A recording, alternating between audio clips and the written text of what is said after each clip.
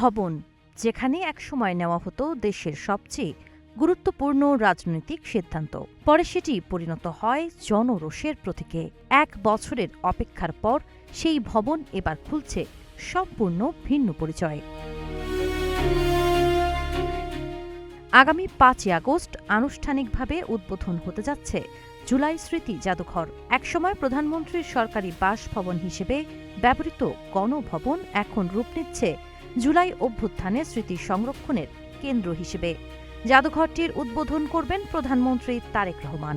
মুক্তিযুদ্ধ বিষয়ক প্রতিমন্ত্রী ইশরাক হোসেন জানিয়েছেন, সরকারের ঘোষণা অনুযায়ী ৫ই আগস্ট থেকেই জাদুঘরটি দর্শনার্থীদের জন্য উন্মুক্ত করা হবে। একই দিন প্রথমবারের মতো স্বৈরাচার পতন দিবস সরকারিভাবে পালন করা হবে।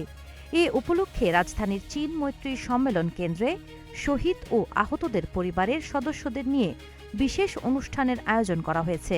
এতে প্রধান অতিথি হিসেবে উপস্থিত থাকবেন প্রধানমন্ত্রী।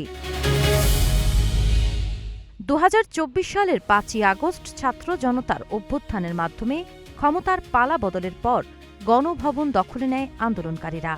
এরপর অন্তর্বর্তী সরকার সিদ্ধান্ত নেয় ভবনটি আর সরকারি বাসভবন হিসেবে নয়, বরং আন্দোলনের ইতিহাস সংরক্ষণের জাদুঘর হিসেবে গড়ে তোলা হবে। জাদুঘরে স্থান পেয়েছে জুলাই আন্দোলনের নানা স্মারক, শহীদ ও আহতদের ব্যবহৃত পোশাক, ব্যানার, প্ল্যাকার্ড, আলোকচিত্র, ব্যক্তিগত সামগ্রী ও আন্দোলনের গুরুত্বপূর্ণ দলিল।